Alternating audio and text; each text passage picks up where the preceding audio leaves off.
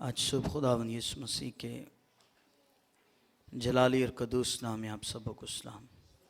Hallelujah. खुदा का शुक्र करते हैं कि हम इस दूसरे महीने के पहले हफ्ते के अंदर हम खुदावंद के बदन और उसके खून में शरीक होने के लिए मौजूद हैं। आप में से कोई ये ना सोचे कि मैं इत्तफाकी खुदा की हज़ूरी में आ गया हूँ।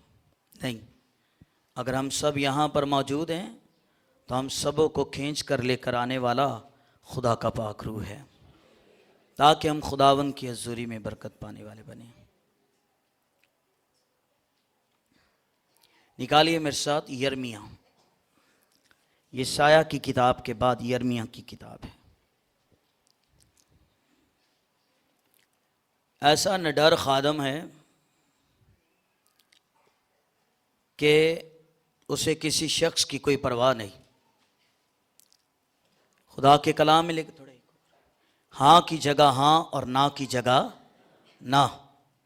और यही काम होता था यिर्मयाह का। खुदा का रूह, खुदा की कुदरत, खुदा का जलाल यिर्मयाह पर नाज़िल होता था और इसने हमेशा खुदा की आवाज़ खुदा के लोगों तक पहुंचाई है और इसे कभी किसी चीज़ की कोई परवाह नहीं होती थी। याद रखिए, अगर हम दिलेर नहीं है ना तो इसका एक और मतलब आता है। क्या आएगा? उसका ऑपोजिट क्या आएगा? बुज़दिल। क्या बुज़दिल खुदा की बादशाही के वारिस होंगे? ये तो साहब मुकाशवा की किताब में लिखा हुआ है ना कि बुज़दिल खुदा की बादशाही के वारिस है। खुदा को ज़रूरत ही नहीं है बुज़दिलों की, खुदा को ज़रूरत है दलेर लोगों की। और देखिए, हमें जो दलेर बनाता है वो खुदा का पाक रूह है और हमें जो दलेर बनाता है वो खुदावंद यीशु मसीह का जिंदा कलाम है।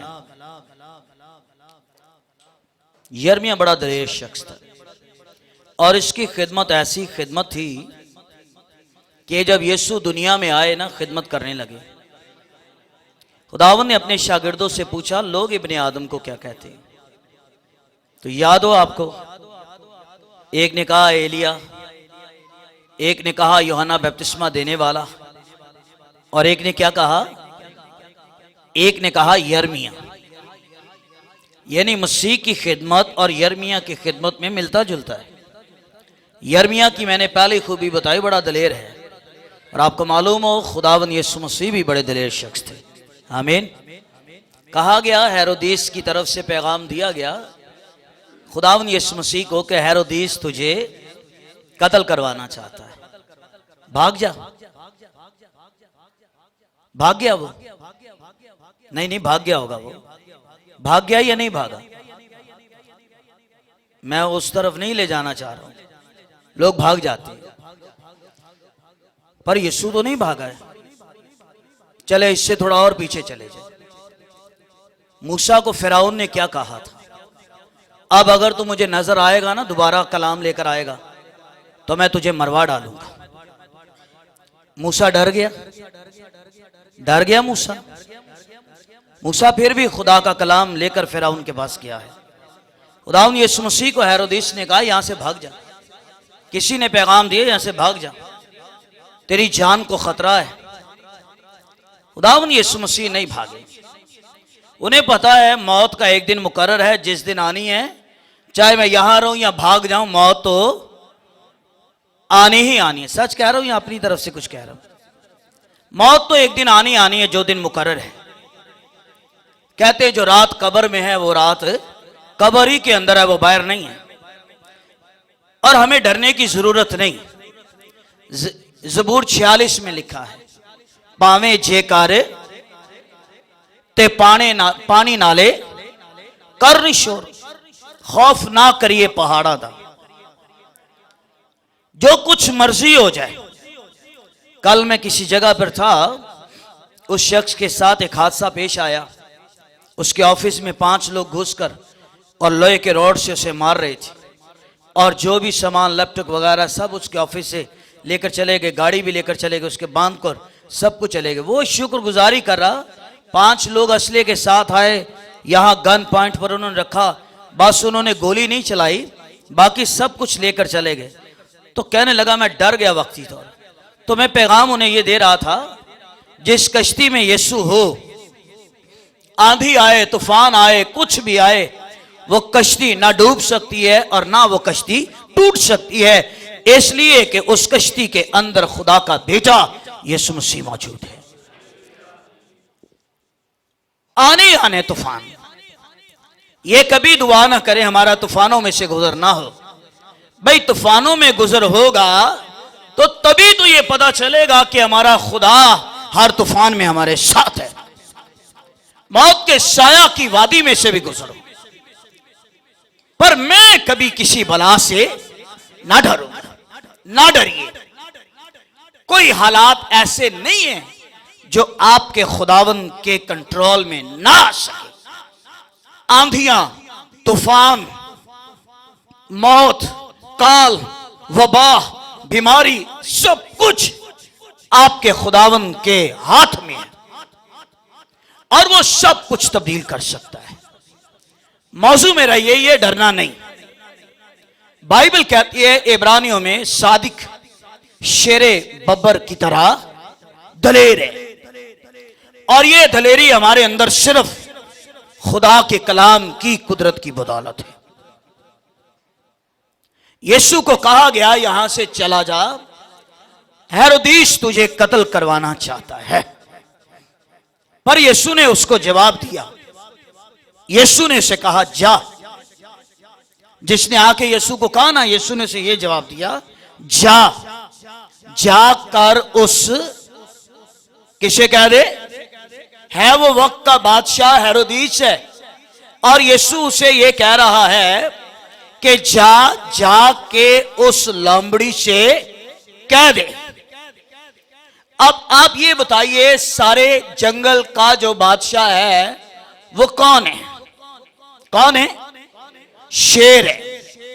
और शेर और लोमड़ी का कोई मुकाबला हो सकता है? शेर अगर अपनी जगह पर धाड़ता है तो बाकी जितने जानवर हैं वो अपनी अपनी बिलों में और वो अपने अपनी जगहों पर छुप जाते कि शेर धाड़ रहा है।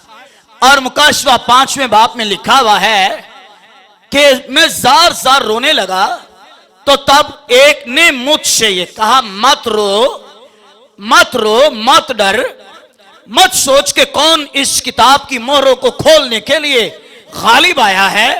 एक है, एक है, सुन लीजिए इंजील क्या कहती है।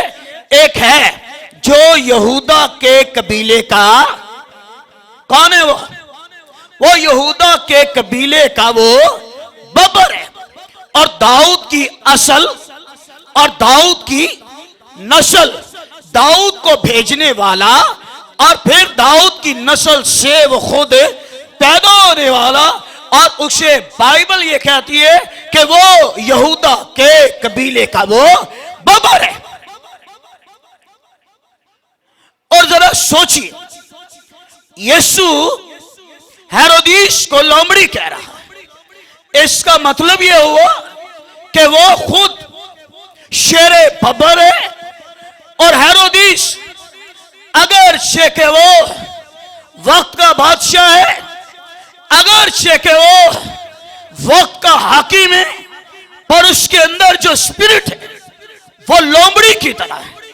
और यीशु ने कह दिया, हेरोदेस से कह दो मैं तेरी किसी बात से डरने वाला नहीं।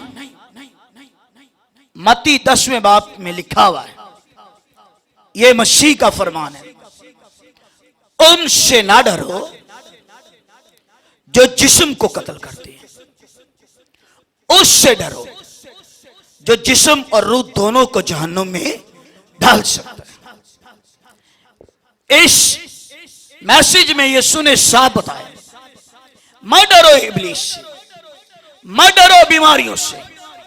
मैंने सलीब पर इब्लीस को भी तबाह कर दिया है, और मैंने सलीब पर सारी बीमारियों को भी मैंने तबाह बर्बाद कर दिया है। डरना नहीं। क्या मसीह ने मैसेज दिया? उस लोमड़ी से कहो कि मैं आज बीमारों को शिफा देता, मुर्दों को जिंदा करता। मैं कल भी यही करता रहूंगा, मैं कल भी यही करता रहूंगा, और फिर परसों मैं अपनी राह को चला जाऊंगा। जो राह उसने मेरे लिए मुकर्रर की है, मैं उस राह पर चला जाऊंगा। मौत से ना डरिए। लोग डरते हैं मौत से। शायद औरों के लिए मौत तबाह बर्बाद कर देने वाली चीज का नाम है, लेकिन मुकद्दसों और ईमानदारों के लिए मौत एक ऐसा दरवाजा है जिसमें से वो दाखिल होकर अपने खुदावंद के पास चले जाते हैं। मौत ही वो दरवाजा है जिसमें से दाखिल होकर हम खुदावंद के पास जाएंगे। सो यिर्मयाह एक दलेर खादम था, और यिर्मयाह की तरह की खिदमत मसीह की थी। और उसने पूछा, लोग मेरे बारे में क्या राय रखते हैं? कई राय में से कहते यूहन्ना बपतिस्मा देने वाला जी उठा है। कईयों ने कहा कि एलिया जो आने वाला था वो आप ही है। और ये आवाज भी मसीह के कानों में आई कि आपको यिर्मयाह कहते हैं। फिर तो पतरस पर रूह कुछ नाज़िल हुआ, ये मुकाशवा उस पर खुला। पतरस ने ऐलान करके ये आप दलेरी के साथ कहा कि तू जिंदा खुदा का बेटा मसीह है। फिर यीशु ने उसे कहा, ये बात तेरे खून और गोश्त ने नहीं कही, बल्कि मेरे आसमानी बाप ने ये मुकाशवा, ये भेद तुझ पर आश्कारा किया है, करता है। और इसके दूसरे मायने कि यहोवा बमाल करता है। जो कुछ इसमें लिखा हुआ है, अगर इस कलाम पर अमल न किया जाए, अगर इस कलाम की पैरवी न की जाए, तो कामयाबी, सरफराजी, इकबालमंदी हो नहीं सकती है। लेकिन अगर कलाम पर अमल किया जाए, अगर कलाम की फर्मा बरदारी की जाए, तो याद रखिए सरफराजी के लिए हो नहीं सकता कि खुदा कोई दरवाजे को ना खोले। अगर उसके कलाम पर ईमान लाए, अगर उसके कलाम को कबूल करे, अगर उसके कलाम की पैरवी करे, तो याद रखिए खुदा का कलाम यह कहता है कि मैं तुझे सरफराज करूंगा और मैं तुझे इकबालमंद करूंगा। खुदा ने यही बात यहोशू से कही। यहोशू की आंखें इस्राएल पर हैं और यहोशू की आंखें मर्द खुदा मूसा पर हैं। कहने लगा मूसा से ये मौत से होती, कहने लगा इस्राएल मुझसे पूछेंगे। तो खुदा ने यहोशू से कलाम करके ये कहा कि यहोशू सुन, तेरी आंखें मूसा की तरफ है और तेरी आंखें कौम बनी इस्राएल की तरफ, लेकिन मैं तुझे ये कहता हूं कि शरीयत की ये किताब तेरे मुंह से ना उठे, तेरे सामने कलाम रहे। कई बार हम सोचते हैं मेरी मुसीबत बड़ी है, कई बार सोचते हैं मेरी बीमारी बड़ी है। अगर आप अपनी मुसीबतों को देखते रहेंगे तो कभी आपकी जिंदगी के अंदर मुआवजा नहीं होगा। लेकिन अगर आप अपनी बीमारी से नजर हटा के, आप अपनी मुसीबत से नजर हटा के, आप अपने मसाइल से, मुश्किलात से नजर हटा के, अगर आपकी नजरें खुदा के कलाम की तरफ होगी, अगर आपका ध्यान खुदा के कलाम की तरफ होगा, तो याद रखिए कलाम ही आपकी जिंदगी के अंदर मौत से करेगा। यह कलाम ही आपके लिए कामयाबी के दरवाजे खोलेगा, यह कलाम ही आपके लिए तरक्की के दरवाजे खोलेगा। शरीयत की यह किताब तेरे मुंह से ना हटे। पौलुस कहता है इब्रानियों में लिखा है, ईमान के बानी और कामिल करने वाले यीशु को नजरे यीशु पर लगाओ, उसकी सलीब पर लगाओ, और उसके कलाम पर लगाओ। और जब हमारी नजरें उसके कलाम पर होंगी, अगर कलाम से नजरें हटाएंगे तो छोटी सी मुसीबत बड़ी नजर आएगी, छोटी सी मुसीबत पहाड़ की तरह नजर आएगी। अगर अपनी नजरें कलाम पर लगाएंगे तो बड़ी मुसीबत भी आपको छोटी सी नजर आएगी। इसलिए कि जब कलाम पर नजरें लगाएंगे तो कलाम ये कहता है कि मैं तेरे लिए सब कुछ करूंगा। कलाम ये कहता है तेरे लिए सब कुछ हो जाएगा। यहोशू, अपनी नजर मूसा पर ना लगा और ना अपनी नजर तू कौम बनी इस्राइल पर लगा। अगर तूने अपनी नजरें लगानी है तो शरीयत की ये किताब तेरे मुख से ना हटे, बल्कि दिनों रात तुझे इसी का ध्यान रहे। तेरी नजरें कलाम पर लगी रहे। आगे वादे बेशुमार है, तभी तू खूब कामयाब होगा और तुझे इकबाल मंदी की राह नसीब होगी। कहते मेरे नसीब ही पैरे नहीं। पर जब कलाम आपके सामने होगा और जब आपकी नजरें खुदा के कलाम पर होंगी, पता नहीं नसीब कैसा है कि कैसा नहीं, लेकिन जिनकी नजरें खुदा के कलाम पर हैं उनके सारे नसीब अच्छे होते हैं, उनके सारे अच्छे होते हैं। ना डर, मैं जैसे मूसा के साथ था मैं तेरे भी साथ ही रहूंगा। फिर उसने अपनी नजरें ना मूसा पर लगाई, ना उसने नजरें कौम इस्राइल पर लगाई। उसने नजरें लगाई तो उसने खुदा की शरीयत पर लगाई, उसने नजरें लगाई तो खुदा के कलाम पर लगाई। इसलिए यिर्मयाह को दलेर कहते हैं। वो अपनी कौम के लिए खुद खुदा के जुर्म में माफी मांगता है। उसे मालूम इस्राइल ने गुनाह किया है। वो चिल्ला चिल्ला के खुदा के जुर्म में कहता है, कहता काश मेरा सर पानी होता और मेरी आंखें आंसुओं का चश्मा, तो मैं शबे रोज अपनी कौम के लिए खुदा के हुजूर में गिरदारी करता। कौम गुनाह कर रही है पर यह शिफायत के लिए खुदा के हुजूर में खड़ा हुआ है। यह कह रहा गुनाह मैंने किया है, तेरे कलाम की नाफरमानी मैंने की है। हमारे अबाओ अजदाद के गुनाहों को तो हमें माफ कर। यह खुद माफी मांगता है। तो चलिए दूसरे बाब की तरफ चलते हैं। दूसरे बाब की 21वीं आयत।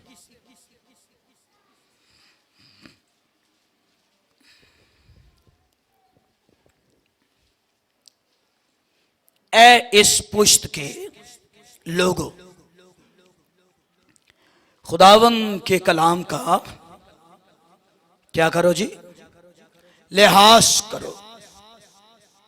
क्या मैं इस्राएल के लिए बियाबान या तारीकी की जमीन हुआ? मेरे लोग क्यों कहते हैं कि हम आजाद हैं? आजाद हो गए फिर तेरे पास ना आएंगे। जो मौजू आज हमारे लिए है वो ये है कि खुदा के कलाम का लिहाज करो। और अगर कोई खुदा के कलाम का लिहाज ना करे, अगर कोई खुदा के कलाम का एहतराम ना करे, अगर कोई उसके कलाम की ताबेदारी ना करे, लिखा यह है कि वो कभी भी भलाई को ना देखेगा। जिन्होंने कलाम का लिहाज नहीं किया है वो लोग इस जमीन के ऊपर, गौर से सुनते जाइए जो लिख रहे हैं वो लिखिए, भाई जिन्होंने इस जमीन पर खुदा के कलाम का लिहाज नहीं किया है वो जलील और ख्वार रहे, वो औरा गर्द रहे। जिन्होंने खुदा के कलाम का लिहाज नहीं किया है, लेकिन बाबरकत लोग वो है जिन्होंने अपनी जिंदगियों में हमेशा खुदा के कलाम का लिहाज किया है। लिहाज करने से मुराद उसके कलाम की फर्माबरदारी करना है। लिहाज करने से मुराद उसके कलाम की पैरवी करना है, और लिहाज करने से मुराद उसके कलाम को कबूल करना है। और जिन्होंने लिहाज नहीं किया, इसका मतलब उन्होंने खुदा के कलाम को अपनी पीठ के पीछे फेंका है। और जिन्होंने उसके कलाम को अपनी पीठ के पीछे फेंका है और जिन्होंने कलाम की नाफरमानी की है, इस जमीन के ऊपर उनके खानदान तबाह बर्बाद हुए। अगर आप शमूएल की किताब में बुजुर्ग खुदा का खादिम एली काहिन था, इस्राएल में कितने साल खिदमत की? 40 साल। कोई कहानत पर उसके ऐब नहीं है, और बड़ी खुदा की आवाज सुनने का तजुर्बा है। शमूएल आया तूने मुझे पुकारा, कहने लगा नहीं। शमूएल आया तूने मुझे पुकारा, कहने लगा नहीं। फिर आया तूने मुझे पुकारा, कहने लगा नहीं। ये समझ गया कि ये बार बार जो इससे आवाज आ रही है, ये किसकी आवाज आ रही है इसे? एली काइन ने शमूएल को बताया है, बेटा सुन मेरी बात, मैं तुझे नहीं बुला रहा हूं। अगर तुझे आवाज आ रही है तो इस्राएल का खुदा तुझे बुला रहा है। जिसने खुद आवाज सुनने का तजर्बा नहीं ना, वो कभी किसी दूसरे की रहनुमाई नहीं कर सकता है। अंधा अंधे को राह दिखाए तो दोनों कहां गिरेंगे? वो घड़े में गिरेंगे। अभी शमूएल को आवाज सुनने का तजर्बा नहीं है, वो एली के पास आया है, कहने लगा सर मुझे बुलाया है, कहने लगा नहीं बुलाया है, जा जाके लेट जाओ। वो लेट गया है। फिर आवाज आई है शमूएल, ये भागा आया है, कहने लगा सर मुझे बुलाया है। एक और सबक मिल रहा है, क्या देता हूं? खुदा उनको बरकत देता है जो अपने पासबानों की कदर करते हैं, जो अपने पासबानों की इज्जत करते हैं। ये बच्चा है ना, अभी आगे बुजुर्ग बंदा है, उसे पता है ये मुझसे सीनियर है, इसने खुदा की आवाज सुनी हुई है और वो जाके कह रहा मुझे बुलाया है। वो कहने लगा बेटा सुन मेरी बात, रात के 3 बजे 2 बजे 4 बजे तू मेरे पास आया है, मैंने तुझे नहीं बुलाया है। ये तुझे आवाज जो आ रही है, मैं इस बात पर यकीन रखता हूं, मेरा ईमान है, ये आवाज जो तुझे आ रही है ये इस्राएल के खुदा की आवाज तुझे आ रही है। तेरा खुदा तुझे बुला रहा है, तेरा खुदा तुझे पुकार रहा है। और अब अगर तुझे आवाज आए आवाज को सुनता है।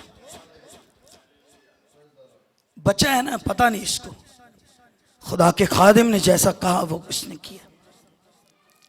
एली काइन की बात हो रही है और जबरदस्त उसकी खिदमत कितने साल रही? 40 साल इस्राएल में वो खुदा का खादिम रहा। ऐद का संदूक उसके दिल के अंदर है, वो ऐद के संदूक की कदर जानता है। ऐद के संदूक से कुव्वत है, जोर है। ऐद के संदूक से खुदा का जलाल है। ऐद के संदूक से खुदा की हशमत है। ऐद के संदूक से खुदा की कुदरत है। हालेलुया। उसका दिल ऐद के संदूक के साथ लगा हुआ है। बच्चे थे, सारी बाप की खिदमत को पकड़कर उन्होंने दागदार कर दिया, दागदार कर दिया। लालची उसके बच्चे, इसीलिए लोग कहते हैं ना, पादरियां दे बच्चियां तो थे हैं, और ये भी काई नहीं था, ये भी काई नहीं था। बाइबल स्कॉलर टीचर्स ने हमें बताया, अगर बच्चों पर छड़ी इस्तेमाल करनी पड़े तो जरूर करे। अगर तू छड़ी से अपने बच्चे को मारेगा तो वो मर, लेकिन अगर तू उससे मोहब्बत रखता है, छड़ी इस्तेमाल करता है, तो अपने बच्चे की जान को तू महफूज रखता है। और अगर तू अपने बच्चे पर छड़ी चलाता है तो याद रख, जिस राह पर उसे चलना है वो बूढ़ा होकर भी उस राह से कभी भी ना हटेगा। काश ऐसा ख्याल है, अच्छा लगे कर ले, कबूल ना लगे तो ना सही। काश एली काइन कभी उठा लेता डंडा, एक की टांग तोड़ता, एक का सर फोड़ता। कहने लगा, बेटा मैं खुदा का काहिन हूं 40 साल से, और खुदा की हजूरी, खुदा की कुदरत, खुदा की गैरत, खुदा का जलाल, खुदा की बुजुर्गी को मैं जानता हूं। पर मैंने तो सुना तुम्हारे बारे में, मेरे कानों में ये आवाजें पड़ी तुम्हारे बारे में कि तुम्हारी खिदमत खुदा के घर के अंदर सही खिदमत नहीं हो रही, नहीं हो रही।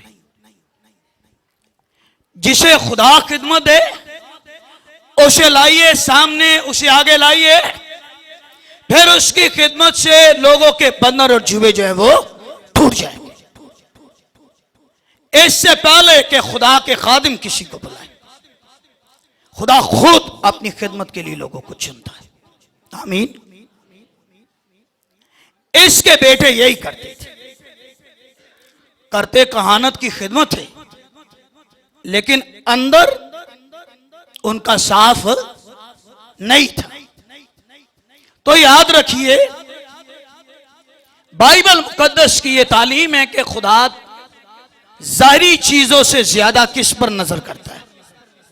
वो दिल की सच्चाई पर वो नजर करता है। एली काइन, तेरे दोनों लड़के, उनका नाम क्या था? एक का नाम हिफनी था और दूसरे का नाम फिनहास था, दोनों थे।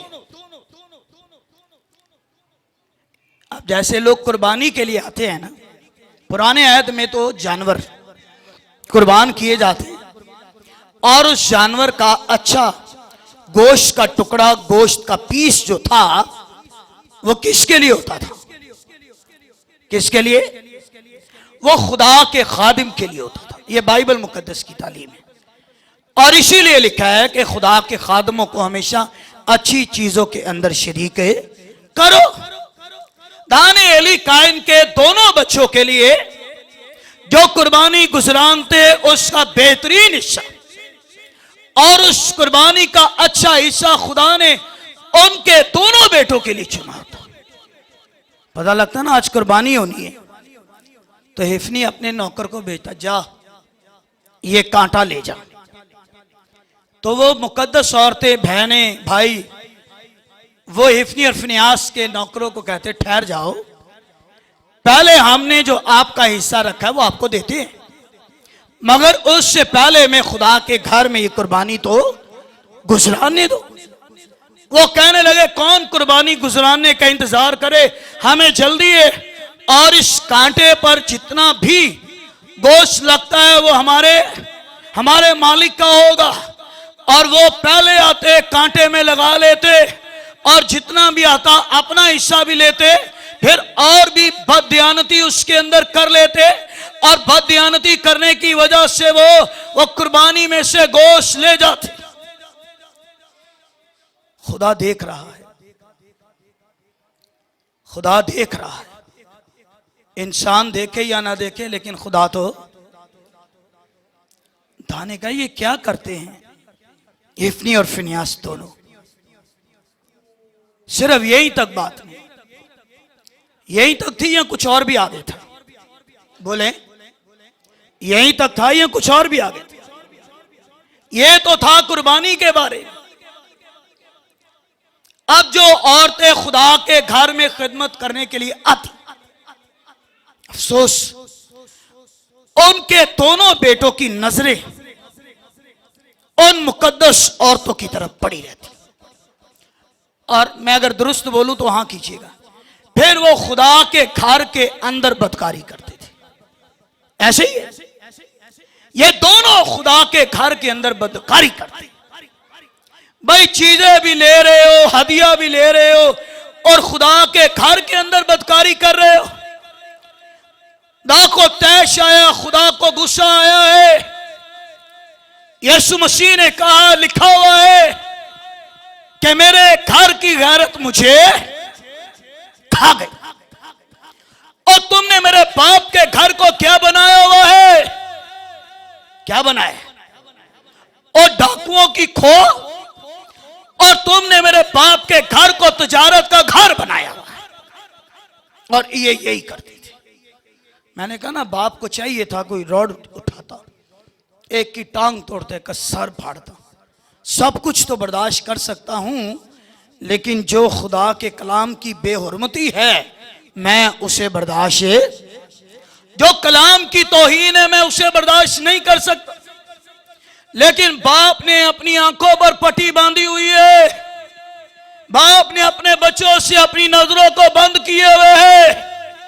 मेरे बहनों भाइयों, अपनी औलाद को संवारो, अपनी औलाद पर ध्यान दो, बेटियों पर ध्यान दो, बेटों पर ध्यान दो। इसने नहीं ध्यान दिया।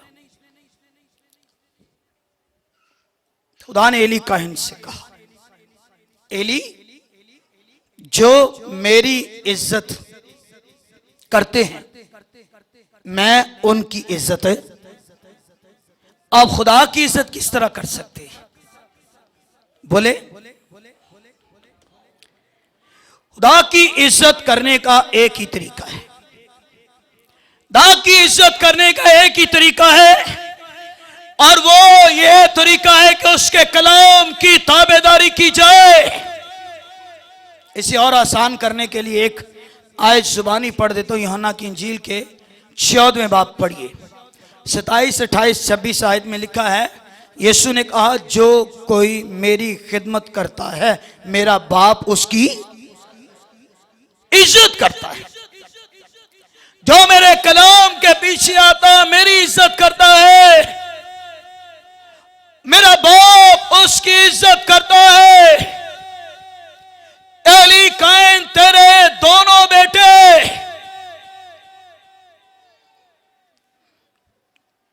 इस चीज में मान ना करें, मेरे 4 पुत्र थे उदा एक, मेरे 4 थे उदा है ही कोई नहीं। इससे बड़ी लड़ाई पड़ी रहती है। ये मैं लोगों की बात भी करता हूं, बाइबल की बात भी करता हूं। हन्ना को कौन सताती थी? सोतन। क्यों सताती थी, क्यों छेड़ती थी? क्योंकि उसकी औलाद थी पर हन्ना की कोई औलाद ना थी। कई यही बड़ा करेंगे, मेरे 4 जियोदा कोई भी नहीं, या मेरे 4 और उसका एक। भाई 4 हो, 6 हो, 5 हो, पर सबसे बड़ी बात है कि अगर कोई एक ही हो पर वो हो जो खुदा के कलाम की फर्माबरदारी करने वाला हो, जो खुदा के कलाम की ताबेदारी करने वाला हो। हालेलुया। कहिए, खुदावंद तू जो मुझे औलाद दे, चाहे 2 हो, 3 हो, 4 हो, 1 हो, जैसा भी हो, लेकिन वो निकलें जो तेरे कलाम की ताबेदारी करने वाले निकले, वो निकले जो तेरे कलाम की फर्माबरदारी करने वाले निकले। इसके 2 ही थे और दोनों ने बड़ा गंद मचाया हुआ है, और दोनों ही की वजह से लोग खुदा के घर में नहीं आते। कहने लगे, क्या करें, चर्च जाके भी हिफनी फिनियास ने गंद डाला हुआ है, क्या करें। लेकिन खुदा को गैरत आएगी कि नहीं आएगी? आएगी या नहीं आएगी? उसको तो गैरत आएगी। बाइबल कहती है खुदा ने कई नाम अपने बताए हैं, और उसके कई नामों में खुदा का एक नाम यह भी है कि खुदा गयूर खुदा है। और गयूर से मुराद गैरतमंद खुदा है। गयूर से मुराद गैरत रखने वाला खुदा है। लोग खुदा के घर से दूर हो रहे थे। मैं इसकी आखिरी बातें कर रहा हूं। दाऊद ने कहा जो मेरी इज्जत करते मैं उनकी इज्जत करूं, और जो मेरी इज्जत नहीं करते, क्या लिखा आगे, जो मेरी इज्जत नहीं करते। आपकी स्टडी कमजोर है। जो मेरी इज्जत नहीं करते जी, जो मेरी इज्जत नहीं करते, वहां यह नहीं लिखा मैं उनकी इज्जत नहीं करता, वहां यह लिखा हुआ है जो मेरी इज्जत नहीं करते वो सदा बेकदर लोग रहेंगे, और जिन्होंने मेरी कदर नहीं की उनकी कदर भी कोई नहीं करेंगे। आज लोग कहते हैं नहीं, कहीं कहते हैं मैं इदली इन्ना कीता लेकिन इन्हें मेरी कदर नहीं की। और जो कलाम की कदर ना करे, ये बाइबल की तालीम है। खुदा ये कहता है कि जो मेरी इज्जत नहीं करते हैं वो खुद भी सदा बेकदर लोग रहेंगे। अगली बातें और बड़ी खतरनाक है। दाने शमूएल से की। शमूएल, एली सोया हुआ है, मैं तुझे बता दूं आने वाले दिनों में क्या होगा। दाने रती रती हाल शमूएल को बताया, ये शरीर है, ये बदकार है, और ये मेरे कलाम की कदर करने वाले नहीं है, इसलिए सुन इनका हाल क्या होगा। दाने का एली के घर में से कोई आदमी बूढ़ा होने ना पाएगा, ये भरी जवानी के अंदर मरेंगे। अफसोस भरी जवानी में जिसके बेटे मर जाएं, और ये वादा ये किया गया है उसमें से जितने बच्चे पैदा होंगे,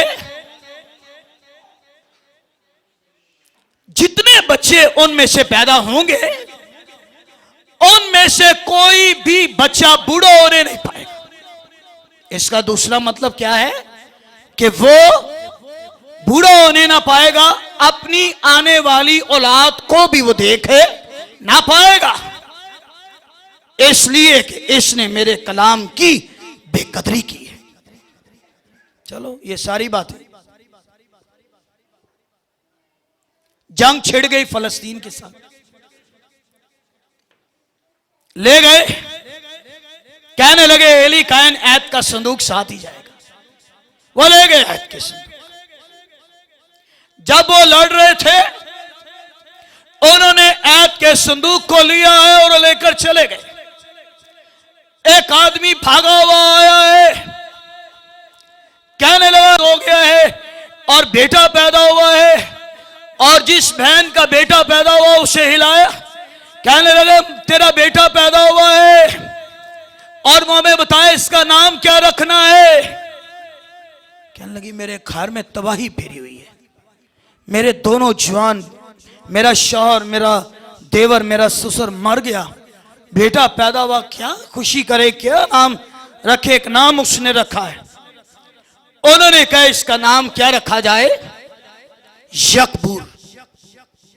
और यकबूर के मायने आगे ये लिखे हुए हैं कि हशमत इस्राएल से जाती रही। जब ऐत का संदूक चला गया है, जब खुदा की हजूरी चली गई है, जब उसका कलाम चला गया है, जब सब कुछ चला गया है, तो बाइबल में पढ़ा क्या है, खुदा अपने लोगों से ये कह रहा है कि पुश्त के लोगों क्या करो, मेरे कलाम का तो लिहाज करो। कोई कहे ना मुझे शिफा नहीं मिलती, तो वजह यह नहीं दुआ नहीं सुनी जा रही, वजह यह है कहीं ना कहीं तो कलाम की बेकदरी की जा रही है।